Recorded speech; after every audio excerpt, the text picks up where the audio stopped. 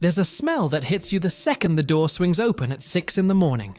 Warm cardboard, scorched coffee oil, a faint sugar yeast cloud drifting from the donut case, and underneath all of it, that unmistakable whisper of double cream curling into dark roast.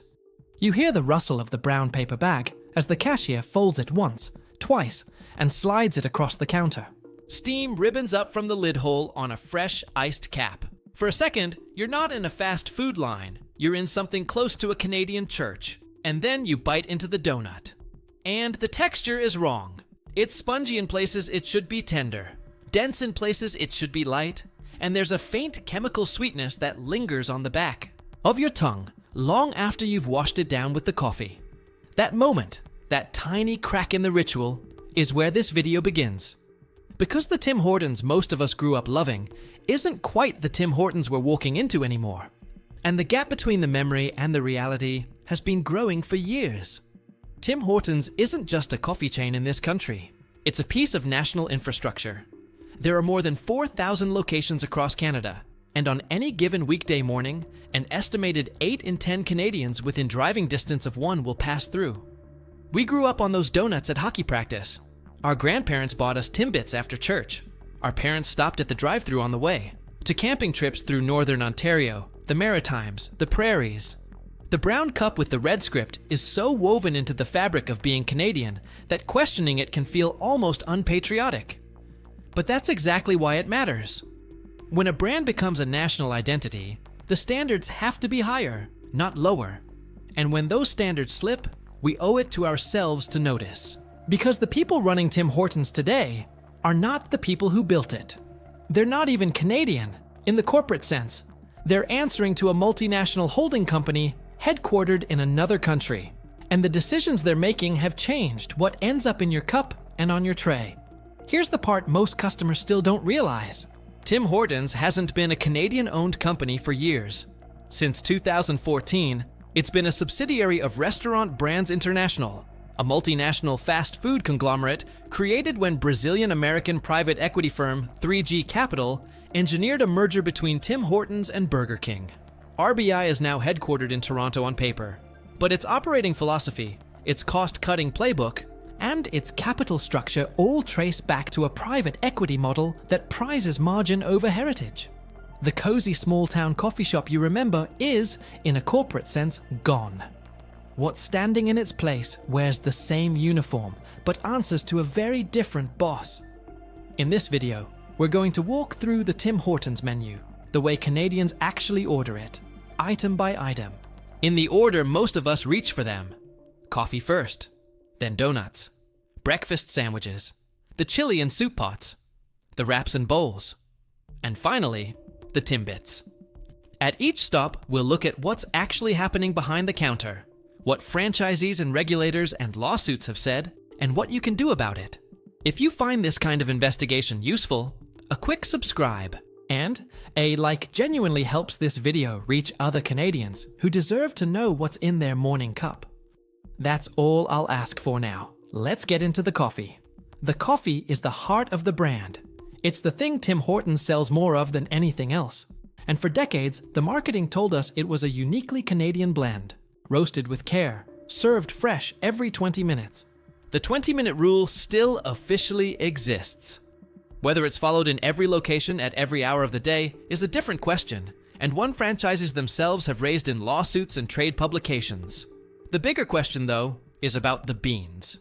Tim Hortons has long sourced its coffee from a blend of Latin American and African origins, and over the years there have been documented complaints from journalists and supply chain researchers about the traceability of those beans.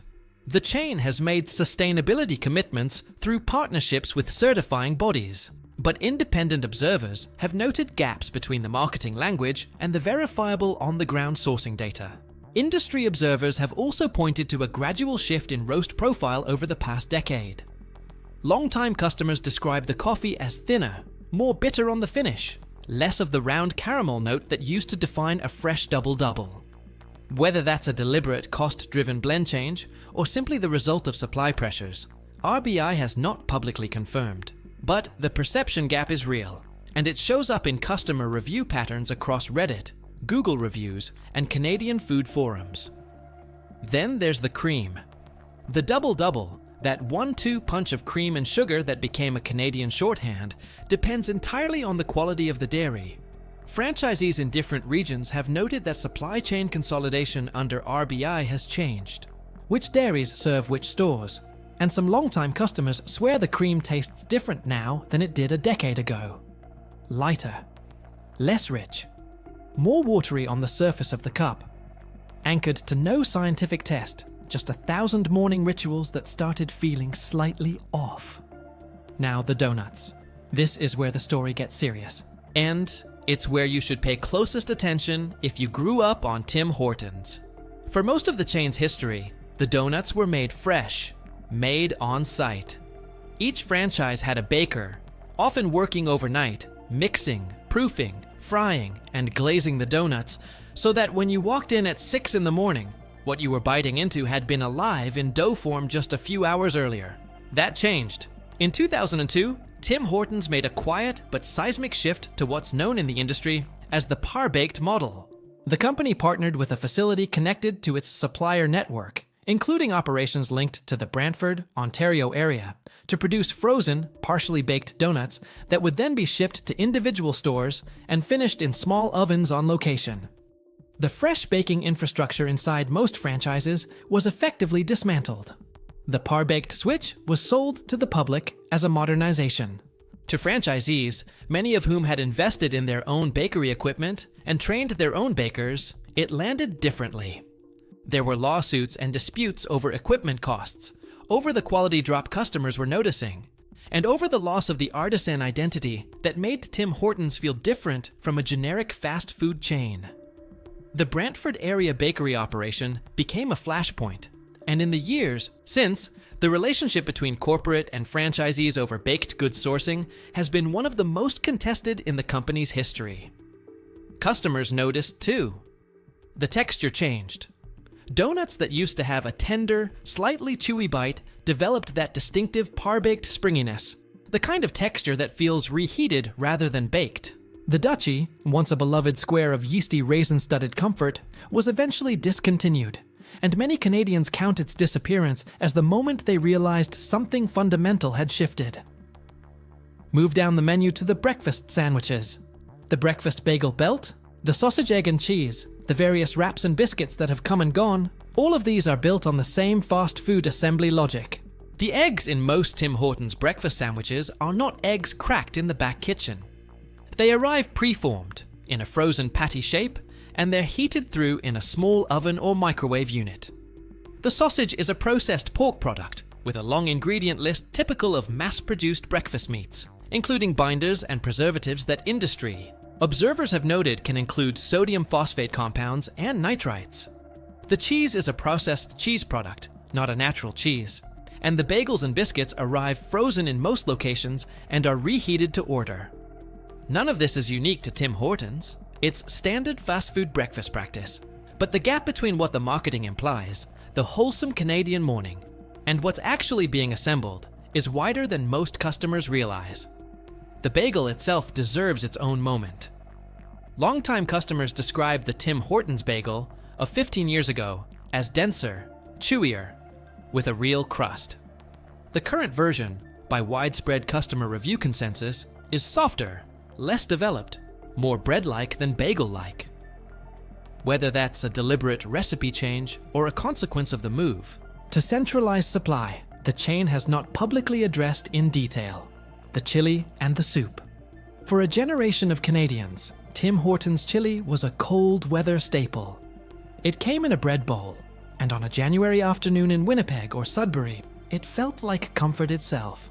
Questions about the meat sourcing in the chili have circulated for years on Canadian food forums and in regional reporting, particularly around the grade of beef used and the proportion of meat to filler.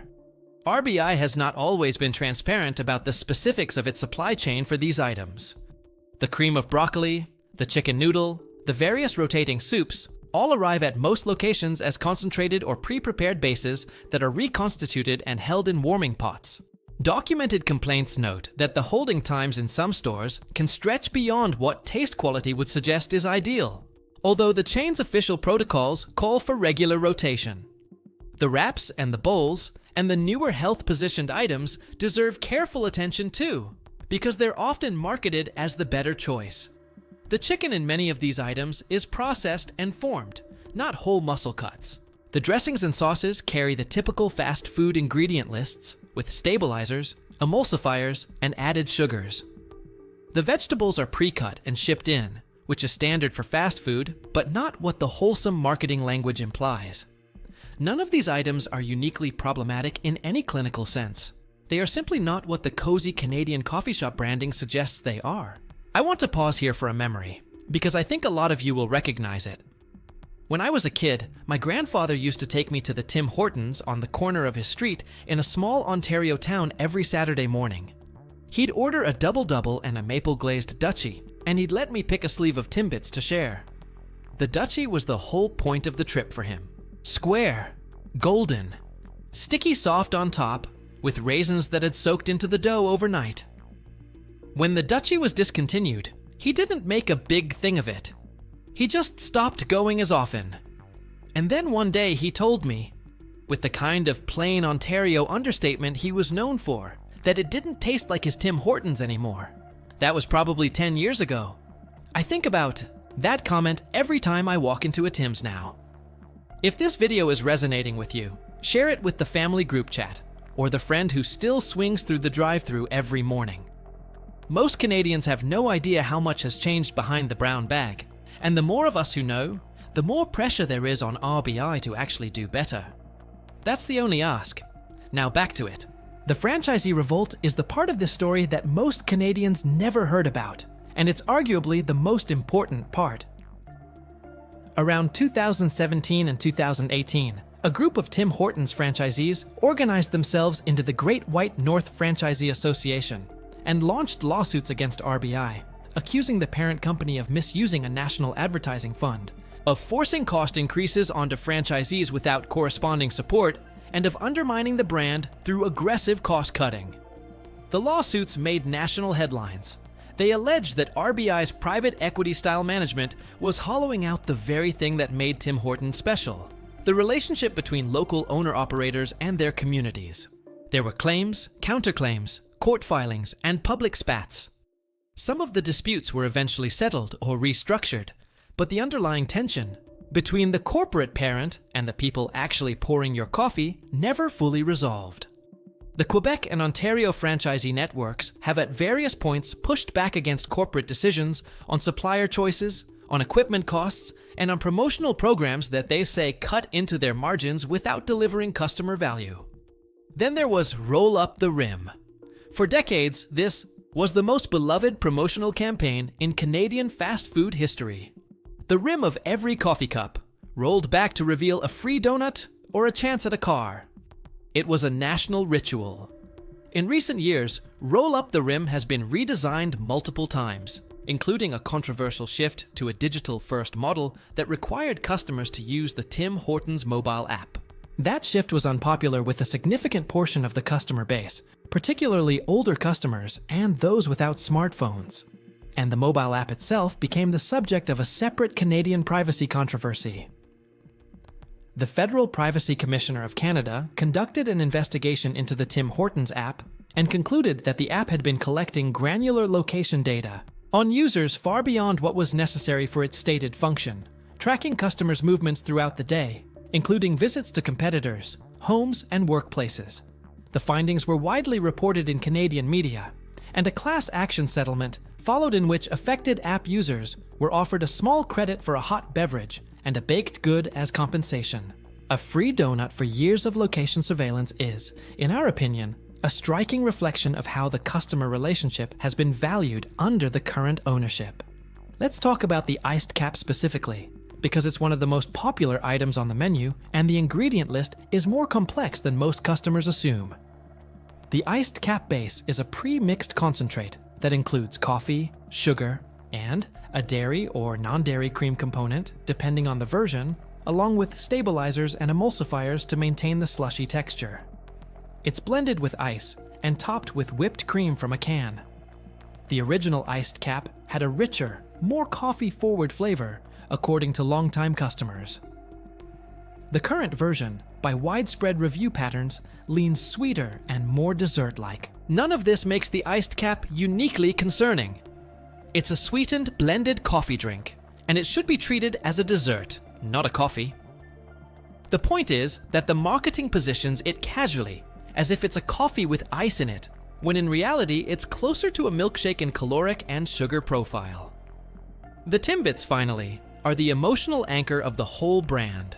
Those little round bites of donut, sold by the dozen or the 40, are how Tim Hortons captures children, hockey teams, office meetings, and birthday parties.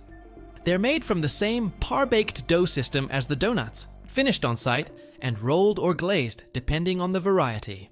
The texture issues that plague the larger donuts apply to the Timbits as well. Longtime customers consistently describe a denser, less tender bite than they remember from 20 years ago. The flavors have rotated and consolidated over the years, with some classics quietly disappearing, and limited-time varieties cycling in and out. They are not, by any reasonable food safety standard, a problem. They are simply not the same Timbits. So, where does that leave you? The person who still has a Tim Hortons within walking distance and who genuinely loves the ritual of the morning cup. Let's pivot to the practical part. There are still things at Tim Hortons that hold up, and there are alternatives across this country that deserve a look. Walking away entirely isn't the only option, and it isn't even the right option for most Canadians. The point of this investigation isn't to shame the brand off the map, it's to make you a more informed customer, and an informed customer rewards the things that are still done well, and pushes back on the things that aren't. The coffee itself, despite everything, is still acceptable when it's fresh. If you order during a peak hour at a high-traffic location, the chances of getting a cup that was actually brewed within the last 20 minutes are reasonably high. A black coffee, or a coffee with cream and no sugar, lets you taste what you're actually getting, and at most stores, it's still a perfectly serviceable morning cup. The bagel, while not what it once was, can be a decent breakfast option. If you order it toasted with butter and skip the processed cheese and egg constructions. The classic Boston cream donut, despite the par-baked texture issues, remains one of the more reliably enjoyable items in the case, and the chocolate dip has held its character better than most. If you want a soup or a chili, ask the staff how recently the pot was refreshed. They'll usually tell you honestly. Beyond the Tim's walls, this country has a coffee culture that has exploded over the past 15 years. In Quebec, chains like Brûlerie Saint-Denis and Café Olympico have built reputations on actually roasted, actually fresh coffee with traceable beans. In Ontario, Balzac's, with its locations in restored historical buildings, offers a small batch Canadian coffee experience that feels closer to what the original Tim Horton might have imagined. In British Columbia, JJ Bean and 49th Parallel have set a standard for ethically sourced, freshly roasted coffee. In the Maritimes, Java Blend out of Halifax has been roasting since 1938 and offers a heritage Canadian coffee experience that predates the current Tim Hortons era entirely. And in the Prairies, Transcend Coffee in Edmonton and Phil and Sebastian in Calgary have built devoted followings on quality and transparency. None of these are direct one-to-one replacements for the convenience of a Tim Hortons drive-thru, but they're proof that Canadian coffee culture is alive and arguably better than it's ever been. For the donut craving specifically, look for independent donut shops. Glory Hole Donuts in Toronto, Cartam's in Vancouver, Frosting's Bakery in Winnipeg. And in countless small towns across this country, there are still independent bakeries making donuts the old way, fresh and from scratch, often for not much more than the price of a Tim Hortons dozen. Here's how you spot a quality slip at any Tim Hortons location, so you can make informed decisions in real time. First, look at the donut tray when you walk in. If the donuts look uniform to the point of being identical, with that slightly glossy, slightly springy surface, you're looking at a par-baked product that was finished on site, not made on site. A truly fresh, scratch-baked donut has small irregularities, slight variations in shape, glaze that pools differently on each one. Second, ask the staff directly, are the donuts baked on site today? Most staff will answer honestly, and the answer, in nearly all cases, will involve the par-baked process. Third, check the bag. If your donut leaves an excessive grease pattern on the brown paper, especially in a ring shape, that's often a sign of older oil in the finishing oven or holding station. Fresh, properly handled donuts leave a much lighter mark. Fourth, taste the coffee black. If you can't taste it without cream and sugar, that tells you something about the underlying brew. A good coffee, even a fast food coffee, should be drinkable on its own, even if it's not your preferred way to drink it. Fifth, time your visit. The freshest coffee and the highest rotation food are between 6 and 9 in the morning and during the lunch rush. Off-peak hours, especially mid-afternoon, are when holding times stretch and quality slips are most common. Sixth, look at the staff. Are they rushing because they're busy, or are they idling because the location isn't being properly managed? Franchise quality varies enormously across this country, and a well-run Tim Hortons is still a meaningfully different experience from a poorly run one. You can also look up ingredient information directly. Tim Hortons publishes its ingredient lists on its Canadian website, and Health Canada and the CFIA maintain searchable databases for food additives, recall notices, and labeling regulations.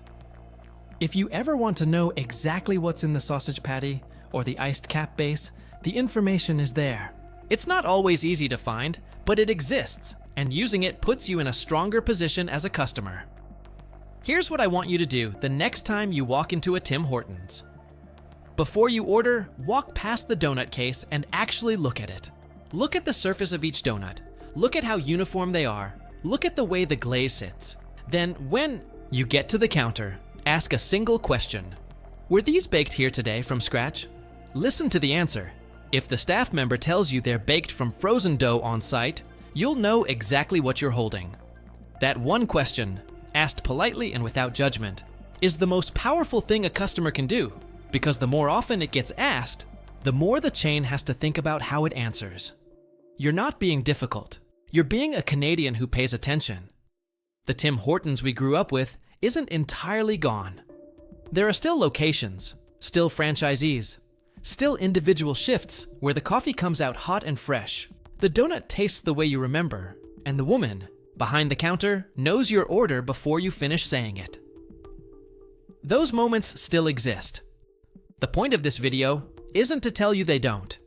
The point is that those moments are now the exception rather than the rule, and that the corporate machinery behind the brand has prioritized margins, supply consolidation, and shareholder returns over the slow, expensive work of being what it once was. Restaurant Brands International, the Brantford Bakery shift, the franchisee lawsuits, the roll-up-the-rim digital pivot, the mobile app privacy investigation, the par-baked donuts, the processed breakfast assembly. All of it adds up to a brand that wears the costume of Canadian heritage while operating on a multinational fast food playbook. You don't have to boycott. You don't have to make a scene. You just have to look closely. Notice the tray. Ask the question. Taste the coffee black. And the next time you're in a small Canadian town and you see an independent bakery with the lights on, at 6 in the morning, walk in and order whatever they're pulling out of the oven. That's where the real Tim Horton spirit, the one Tim Horton himself probably had in mind back in 1964, is still alive. It's not on the corner of every highway exit. It's in the corner of every Canadian town that still believes a donut should be made by a person, not a freezer truck. So the next time you walk into a Tim Hortons, look at the donut tray, ask if they're baked on site, and let the answer tell you everything you need to know about what you're really buying.